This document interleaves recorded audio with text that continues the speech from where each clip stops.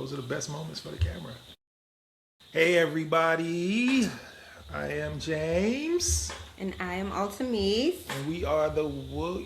I don't even understand that. James That's and not. Altisha. Hi guys, how are you? Tonight's talk. Altamise is getting ready to go out of town for 2.5 days. So we've been scrambling and running around. And we had a medical emergency that we had to handle or deal with, process, all of the above today. It got me to thinking about what we can kind of talk about tonight. And don't mind us. We haven't eaten.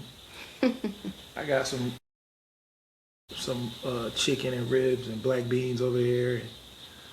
Ultimately, stomach may growl. The microphone may pick up her stomach. But we are today. We're going to talk about like estate planning, wills, trusts. We've been kind of dealing with that for the past month, and it's been pretty sobering in light of kind of what happened today. We had the foresight maybe late last year after getting with the financial advisor to get into estate planning, like laying out what our wishes are with our properties, with our businesses and things of that nature. And there have been some crazy questions, and crazy as in good questions that weren't necessarily brought up, possibly during marriage counseling and all the marriage talks that we have, but it's been like good advice that a lot of people have been speaking out about lately. Estate planning, what happens, when your life moves on, and excuse me. And so we've kind of been, in that, and our thoughts, give a little bit of the process that we go into. So, Altamise, hi. Hi. Share with us. What has kind of been your thoughts? What was prior to us going through this? What was your idea on estate planning? And this is probably bad TV 101, but that baked chicken was good. That's okay. I always wanted the trust, but more so from a business perspective. So I can, and it was in my head, ideally, in steps. So the business was to be an S corp first, and then I could transition part of the ownership to a trust. So it was always in my mind, moving on it. It had some steps that I hadn't reached yet. So. And where was the education or the foresight to do that for you? When was that introduced to you? Actually, when I was in corporate America, okay. One of the CEOs, the LLC wasn't fully owned by him, and his two homes on the island. So technically, his credit was clean. So he shared with us how, hit the home for him and his wife and his son. Even they're not in their names. It's in the name of the business, and then the business is partly owned by the company and himself, which is also protected by the trust. So a lot of almost all of his property was under the trust. So that's how I learned about it. And so for me, it goes along with I didn't learn it the way you did. I think because I follow like Fortune and all the financial people, I always thought it was like a rich person thing. Like, it was like your CEO would be the people that talked about trust. And honestly, I hadn't met anyone in our community, who actually had it, gone through it, probably until the last 2 years when, in my Bible study group, there's a couple guys. When I was a financial planner, honestly, not until I married you that I truly, truly thought about like what happens to our stuff, what happens to our estate, what happens to this collection, these assets that we're building.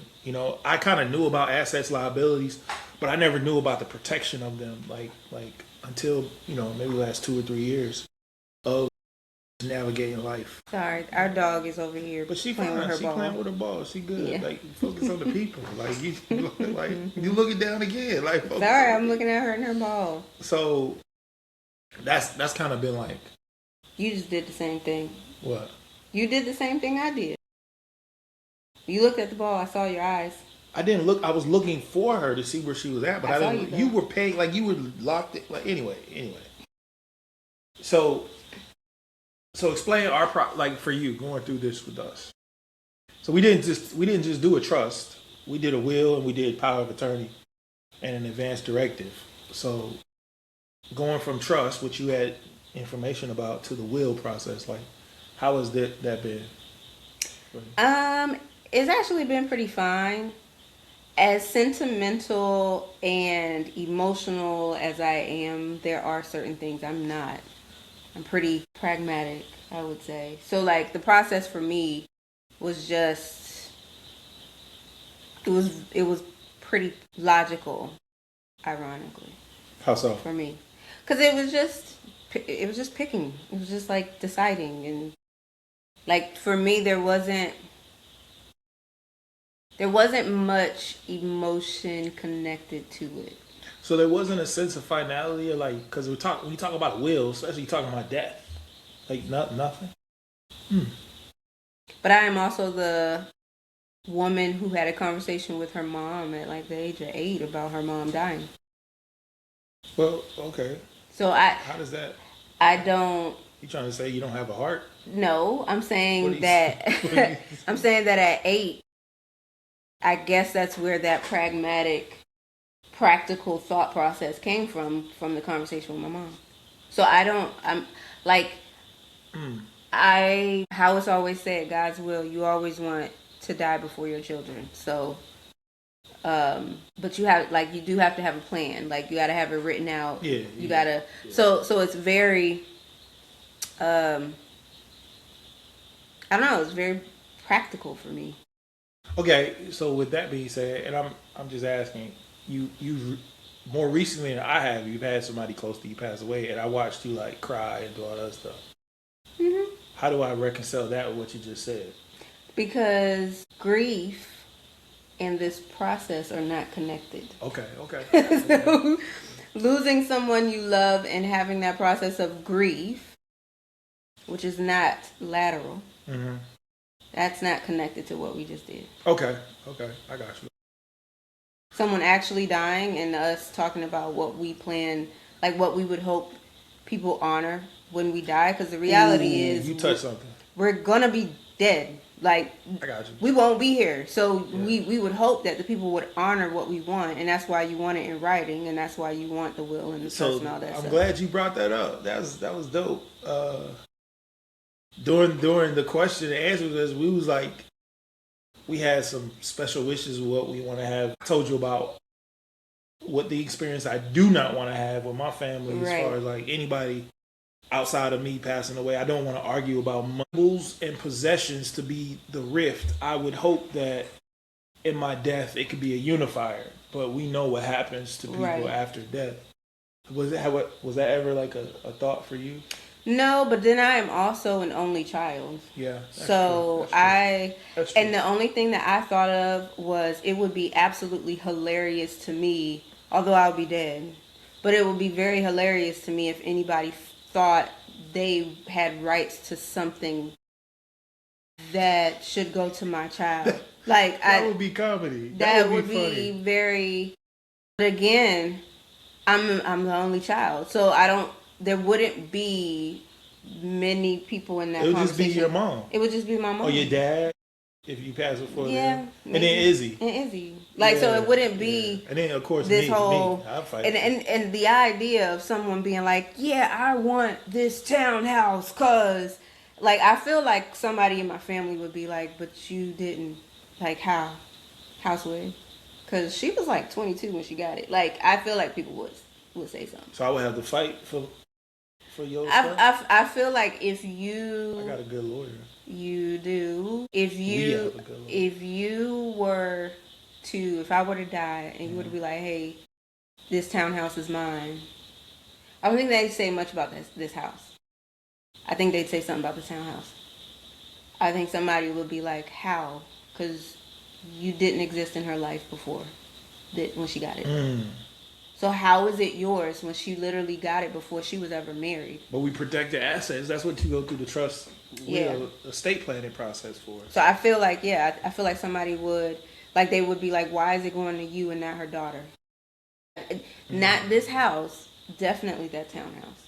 So I feel like somebody would say something. I would just be like, refer to the document. Person, but I feel like they would. Document. We got this locked in the document. So that is the reason why that is the reason why we're proponents of estate planning. Like, make sure people know what needs to go where when it's time for that asset to go to where it needs to get to, and it gets to the person that it needs to get to. And then it goes through the process of us trusting somebody enough to execute our wishes that we took time to lay out. And I think the person that we chose is pretty awesome. And they, the person that we both picked is somebody that's probably closer to you than me, but I've got a chance in our connectivity to witness them in your life, and I was 100% in agreement with that person. So that person doesn't actually have any connection to me whatsoever outside of you. So it's pretty ironic when you get to those questions that are asked and you think about the people that you would need to execute. That was pretty interesting for us to get to. I think it is truly practical. Yeah. Like it shouldn't be sentimental. I would never pick I would never pick a cousin. I would never pick my mother. Why? It's too close. Too close? It's too close. How in those moments, because again, this is a practical process we're going through. Yeah. In that moment, that's going to be very emotional, and there's a grieving process associated with it, which I think is why people fight. Which could be lack of decision making. Yeah, because it's a yeah. That's a good point. It's also the same. Part of the reason why Izzy's godmom is one of my aunts. Like I didn't pick, and that was and that was something me and her father were very practical with. It was not just relationship alone. Yeah. That's dope. So yeah, we're still not done. Like there's like 3 parts, and then you have the medical aspect of. I more recently have had, for me, that was probably one of the more important things because of my medical situation and the things that I've been through in the last 2 years. Altamisa has been through it for all of it except a year of it. And even in that year, in the 2 years that she's been a part of this process with the kidney transplant things, like, man, like, my baby fought. Like, my baby was an advocate in some ways, and then other ways I was just like, yo, we good. Like, you got to pull her back. Like, you got to be like, hey, chill. Like, I appreciate the pit bulliness in the situation, but like, I'm good. We just back up a little bit. Let's just go through this the way, you know what I'm saying. I say we should go. What was the face for? Because I'm thinking of one instance. A year or 2 later, it sounds more like chill. That was not how it was. It was in a moment because you were being super aggressive with someone who was trying to explain to me, and I was like, yo, this is just what it is. Like, I'm specifically thinking about when the tube was supposed to come out in November of last year. Yeah. And it didn't, and you was like about to beat up that I wasn't dude. I wasn't about to beat up that dude. And he was just doing what he was told. But I was trying to make people who are highly intelligent, yes, who are often, because of their intelligence and their accreditation, we have a superior complex. I don't think this guy had it in that moment. He was doing the orders. I need them to come to the conclusion themselves. So I'm just asking you a bunch of questions so you can get to that conclusion yourself, because some of it is common sense. But he couldn't. There's a hierarchy in the. So I've learned a lot about medical, like fellows, residents. Sense. No, it wasn't. It was common sense on paper, but you also can't go outside of the chain of command. And if the chain of command is saying doing one thing at this lower level, But then this person who met me one time is looking at my chart and he's saying, I understand what you're saying. He said, I understand what you're saying, Mr. Williams, but from up high, they're saying go another week or two with this tube in your body. And you like you was really about to you up. I was. It's the same way you was acting after. I was very much like, this is crazy. I think a lot of times, and it was. I think a lot of times for Black people, if we do not advocate for ourselves, no one will advocate for us. This was what I'm saying. I'm my advocate. I was fully able to express and say I'm the one that's going. I'm the one that's going through it. He'd be like, yes, sir, yes, ma'am. Yes, because sir, yes, because I didn't want to be there anymore. But if I'm like, I don't understand. I don't understand that. Say that to someone who's 5. Yeah, and they can explain it to you, that to someone who's 5. I understood what was going on. And then when they explain it, then I'd be like, now, then go to the next process and talk to them like they're 5. Talk to me like I'm 5.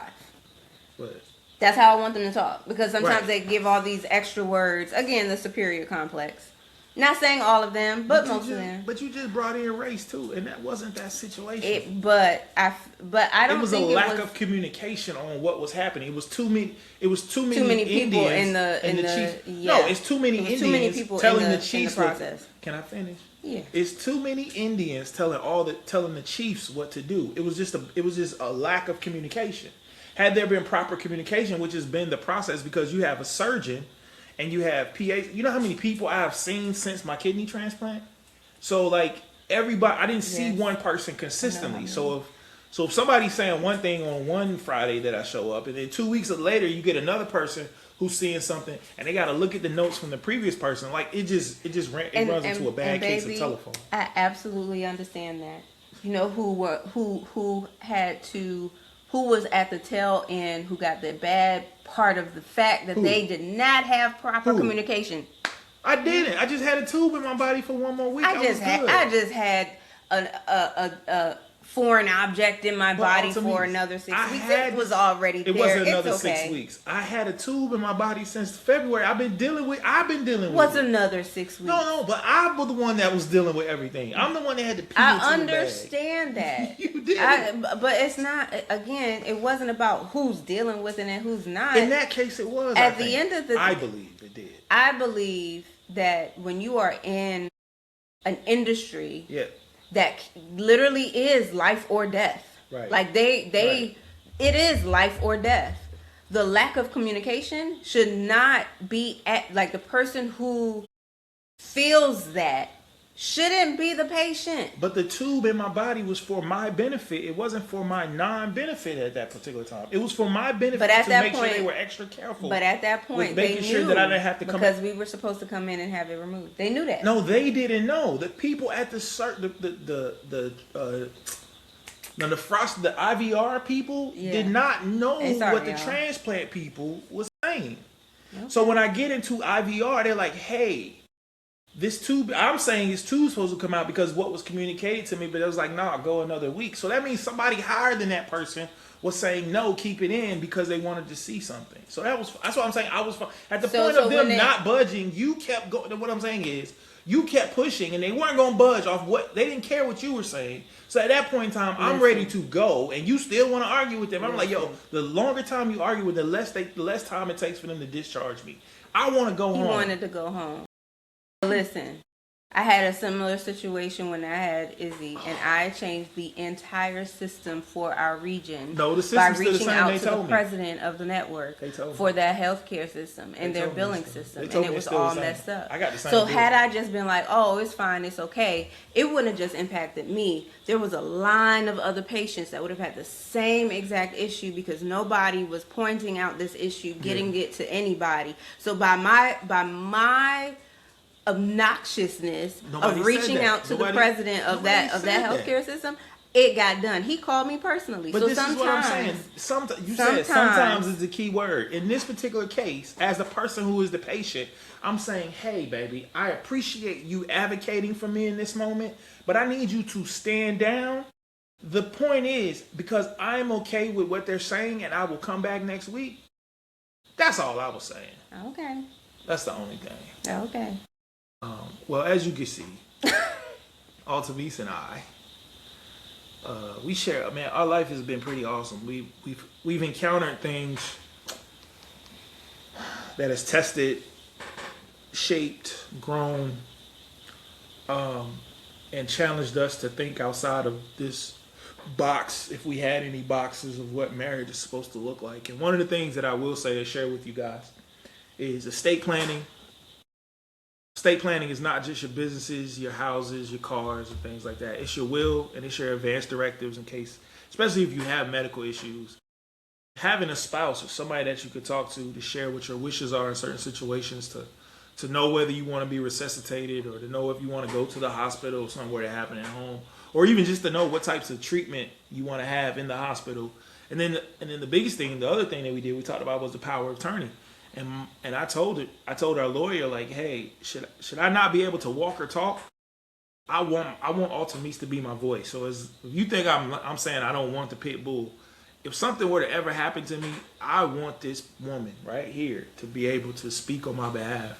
And I'm appreciative of the fact that I do have somebody who loves me, that she'll fight for me. So I'm not ever saying that I don't want the pit bulliness, but what I'm saying is sometimes you got to tell that pit bull to heal. Like, yeah, we good. You scared everybody enough to know not to mess with the person. So as you can see with her looks, but our internet is acting up right now, so I don't know how much we have. Do you want to add anything to the estate planning conversation?